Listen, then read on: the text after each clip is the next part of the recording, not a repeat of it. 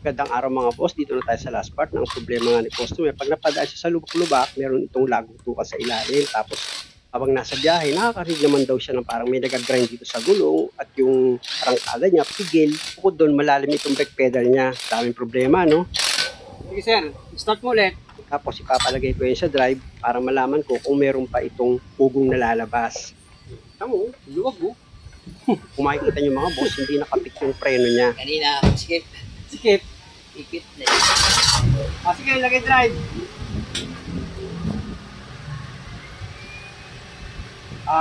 Sige, gasan mo. Sige lang, okay lang.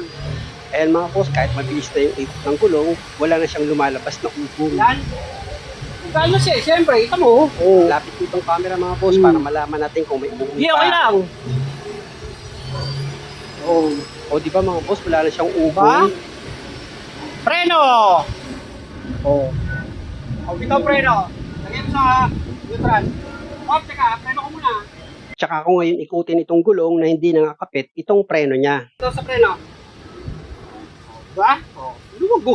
Diba? Ang ganda tumakbo ngayon yan. Diba? Medyo tutulin na yan. Hindi siya pigil. Ang gano. Hindi na pigil. Yung sinasabi. At dahil sa okay na ako dyan mga boss, punta ako dito sa loob ng sasakyan ni customer dito sa driver side. I-check ko itong brake pedal niya kasi medyo malalim nga raw. Tapakan ko nga yan. Yun lang, yung unang tapak malalim. Pag binomba mo, okay na siya. Dito naman ako mag-check up sa handbrake niya. Naman, kita nyo itong handbrake niya nung hinila ko, mataas na siya. Pag ganyan mga boss, pwedeng pag makapal pa yung brake shoe dito sa likuran, lilinisin ko lang yan tapos i-adjust. Switch off ko muna itong makina. Tapos punta na ako dito sa likurang sasakyan ni customer para ma-check ko na nga yung preno niya dito, yung brake shoe. Pag makapal, linis adjust. Pag manipis, yun lang, gagastos talaga para palitan niya itong brake shoe. Pero sa palagay ko, baka brake cleaning and adjustment lang yan. Kita niyo naman yung gulong niya, ang luwag-luwag na ng preno. Dito pa lang halata mo na agad na kailangan na itong linisin tapos i-adjust yung preno eh. Kasi nga sa pagluwag pa lang na ginagawa ko, sumasama na agad itong gulong. Ibig sabihin, sobra na siya sa freewheeling. Ayan mga boss, natanggal ko na yung mga nut. Pwede ko na ngayon tanggalin itong gulong. Ayan yung brake drum niya mga boss. Nung pinihit ko yan, talagang sobra sa luwag Kaya kailangan talaga i-adjust yan. Para lumakas na nga yung preno niya at yung handbrake umiksi na. Tingnan nyo, ikutin ko ulit itong brake drum niya. Tingnan nyo, grabe sa luwag, di ba? Pag ganyan mga boss, malayo na yung adjustment ng brake shoe dito sa brake drum. Kaya ang gagawin dyan, after nyo matanggal yung center cap, luwagan nyo na itong nut niya, yung lock nut dito sa spindle. Mabuti na nga lang mga boss, may nag-sponsor sa akin itong mid-torque Bauer. Kita nyo naman, 3 taon ko nang gamit yan, pero hanggang ngayon malakas pa rin siya. Kahit na 30, 32 na nut, kayang-kaya niyang luwagan. Di ba? Natanggal niya na itong lock nut dito sa spindle. Paluin nyo lang itong brake drum, tsaka po silahin nyo na yan. Di ba? Madali nyo lang natanggal. Kung makikita nyo yung brake shoe makapal pa. Pero dito muna tayo sa bearing niya. Napansin ko kasi parang naripak na itong bearing. Nasaksakan siya ng grasa dito sa loob. Pero ang chinecheck ko nga itong bearing niya, iniikot-ikot ko yan, wala naman siyang magaspang na sa pakiramdam ko nga na pwedeng panggalingan siya ng ugong. At isa pa, wala naman dinadaing sa akin si customer na nakakarinig nga siya ng ugong dito sa likuran. Wala ba siyang ugong? Wala naman. Okay. At dahil sa okay naman daw ito kay customer, ang problema niya nga lang, medyo malalim yung brake pedal niya sa unang tapak. Kaya ang gagawin ko dyan, linisan ko lang itong brake shoe mga boss. Tatanggalin ko yung tumigas dito sa ibabaw. Tsaka ako ngayon siya i-adjust. Kaya pala medyo lubog yung unang tapak, lubog no? Brake pedal mo, tinitap ko. Yung unang tapak mo, yung lubog. Layo yung adjustment dito. Kung makikita nyo mga boss, after ko nga maliha itong brake shoe ni customer o itong lining niya, ginamitan ko na yan ng brake cleaner. So nga pala mga boss, pag wala kayong budget, okay lang naman na huwag na kayong gumamit ng brake cleaner kung wala kayong budget. Pwede naman paintbrush lang para matanggal yung alikabok. Tapos dito naman sa brake drum niya, pwede naman na after nyo malihayan, punasan nyo na lang.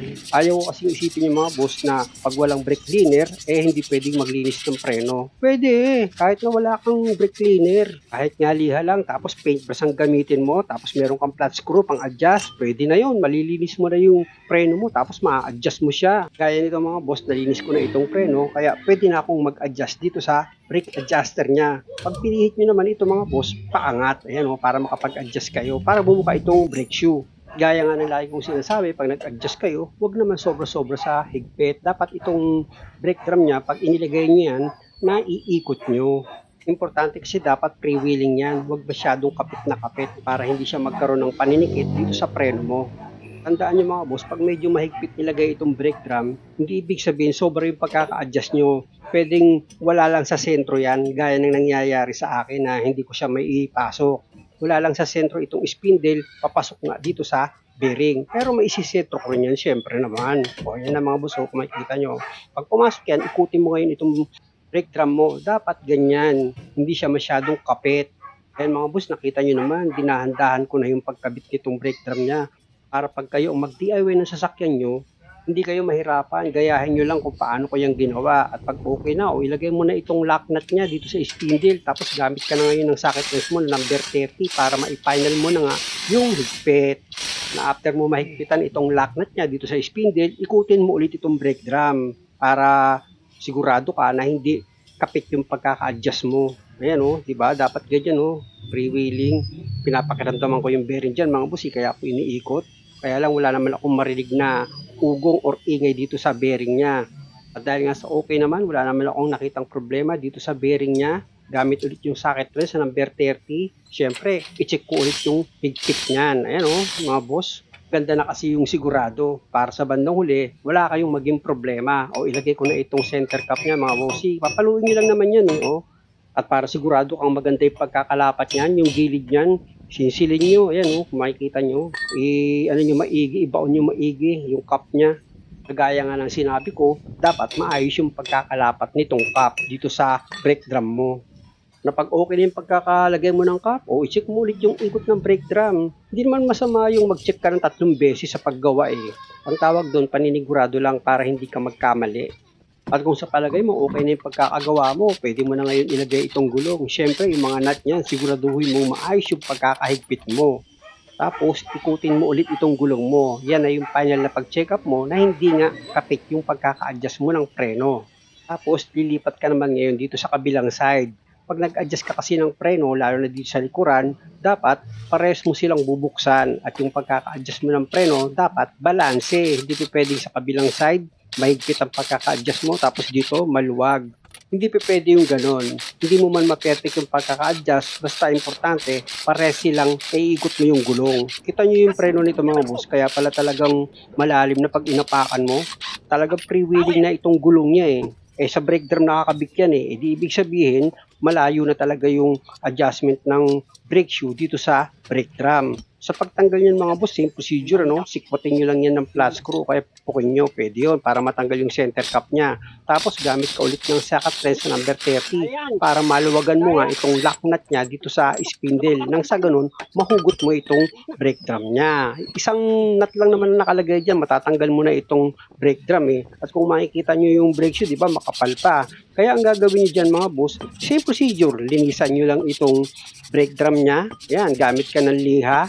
After mo maliha yan, gamit ka ngayon ng brake cleaner kung meron ka. Sprayan mo yan, tapos gamit ka ng basahan, punasan mo itong disc para yung marka ng brake cleaner matanggal. Ganun lang naman sa basic mga boss. At alam ko naman, kayang-kaya nyo yan. Dito naman tayo sa brake shoe.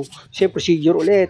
Liliyahin mo ngayon itong brake shoe mo para yung tumigas dito sa ibabaw matanggal. Malalaman mo naman pag natanggal na yun kasi yung kulay nitong brake shoe mo medyo maglalight na yan. Tapos pwede mo na ngayon siyang isprayan ng brake cleaner mo. Ayan mga boss isprayan nyo. Ayan. Para kung may langis or malagkit na kumakit dito sa brake shoe mo, ma-wash out siya. Pag okay na, gamit ka ngayon ng flat screw. Pwede ka na ngayon mag-adjust dito sa brake adjuster mo para itong brake shoe, bubukas siya. Kaya nga nang sinabi ko, sa pag-adjust na gagawin mo, wag naman sobra. Na dapat, pag inilagay mo na itong brake drum mo, maiikot mo yan. na hindi ka nga mahihirapan para sigurado ka hindi magkaroon ng paninikit yung preno mo pag nasa biyahe ka na. Kasi ang paninikit ng preno mga boss, hindi yan mangyayari sa paglagay mo agad ng brake drum. Mangyayari yan kung kailan nasa biyahe ka na. O di ba? Malaking perwisyo pag nangyari sa inyo. Kaya pag nag-adjust kayo ng preno, dapat yung tama lang hanggat maaari ay iikot niyo yung gulong. At yung lock nut niya dito sa spindle, siguraduhin yung mga boss na mahigpitan nyo yan ng maayos. Hindi pwedeng maluwag yan. Nako, pwedeng matanggal yung gulong kasama itong brake drum. At kung sa palagay mo, okay na yung pagkakahigpit mo sa lock nut, o ilagay mo na itong cup niya. Ilapat mo lang yan ng maayos. Tapos, pwede mo na ngayon ilagay itong gulong niya. Siyempre naman, pag nilagay mo itong gulong, dapat yung mga nut niyan, nahigpitan mo siya ng maayos. Para sa bandang huli, wala kang magiging problema. O di ba mga boss, kung kayo ang mag-a-adjust ng handbrake nyo, kaya mahina ang preno nyo, o dyan lang sa likod, ganun lang, gayahin nyo lang kung paano kayong ginawa. At para sigurado, punta na tayo dito sa driver side para ma-check natin kung okay na ba yung pagkaka-adjust ko ng handbrake. Dapat sa pag-adjust na gagawin nyo, magkakaroon nyo ng pagbabago. Importante na pag hinilan nyo itong handbrake, maiksi na lang yan, o di ba? Maiksi na siya. At kung sa palagay mo, okay na yung pagkaka-adjust mo ng handbrake, o start mo na itong makina. Dito ka naman ngayon sa brake pedal mo, ayan naman yung i-check mo kung nagbago ba siya. Dapat mataas na yan. At kung dati, pag inapakan mo siya, lumulubog, dapat ngayon hindi na. O, di ba? Matigas na pag inapakan mo. Yung before kasi, na unang tapak ko, malalim agad siya. Pag binomba mo, dun pa lang siya aangat. Pero ngayon, okay na siya. Yan, ganyan. Labas na ako dito sa sasakyan ni customer para mag-road test na kami. Importante kasi na dapat nawala yung ugong nito pag tumatakbo itong sasakyan, yung lagutok pag nalulubak, at syempre yung pigil na hatak dapat hindi na pigil yan. At higit sa lahat, dapat yung preno nito okay na kay customer. Okay? Ha? Oo. Siya? Okay? Kaya na wala eh. Ilang click kanina. Saan tayo? Kaliwa. Alis sa yung lagutok dito sa kanan. Kaliwa. Oo, kaliwa. Yan mga boss, narinig nyo, di ba? Sabi ni customer, nasa kaliwa daw yung lagutok. Dapat mawala yan. Siyempre naman, dapat mawala din yung ugong dahil nga sa napalitan ko na ito ng wheel bearing. Eh yung preno naman, tsaka yung hatak niya mga boss, ito pa lang, ramdam na namin na okay na itong takbo ng sasakyan niya. Start recording emergency video. Ano, yung preno sa brake pedal, Yun. hindi na siya, lumulubog na kanina, parang lumulubog eh. Yun, wala na rin yung ilan.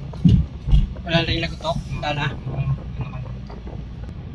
Tagal na rin ito, no? 2017, alaga, no? Makangarin ako sa'yo, eh. Kabiti ka pa? Yun, wala na. Wala na? Mga ganitong maliliit na ano. Pak. Gano'n. Paras na sila. Gusto mong pinalitan na yun. So, abi pa tumakbo to, no? Oo. Take pa yung ibang ginagawa ko na 2021, eh. Ayun o. Ganda na. Okay na? Sarap na ulit i-drive. Sige, race back na tayo. Drive ka tayo. Okay lang, kahit alam malayo ka eh, nagawa eh. Okay lang, pati yung preno. Oo. Ha? Yes. Ayun o. At para makasigurado ako mga boss na wala nang lagutok dito sa pangilalim ni customer, sabi ko sa kanya doon namin i-road sa talagang rough road para mapatunayan nga namin na talagang wala na itong lagutok dito sa pangilalim niya. Dito na yan mga boss. Lubak-lubak na to ah. Sige. O yan, Wala na. wala na talaga. Oo. Ayun o. Ganitong ganito yun eh. Mga ganitong lupak eh. Sa probinsya. Yan. Maano na tayo. Uwi oh. Wala na. Okay na. Okay na. Oh, wala talaga. O, kaliwa na tayo dyan. Okay na. Okay na ulit. Sarap na. Kumpleto kasi dito mga bossing, may malalim na lubak at meron din siyang maliliit na lubak. Kaya nung dumaan kami dyan, okay na, nasatisfied na si customer na wala nang lagutok dito sa pangilalim niya. Siyempre kasama sa nawala dyan yung ugong niya at yung hatak niya okay na, pati yung preno okay na rin. Muli mga boss, maraming salamat sa panonood. Sana nakakuha kayo ng idea at kung maaari, huwag niyo naman sanang kalimutang mag-subscribe sa channel ko. Maraming salamat ulit.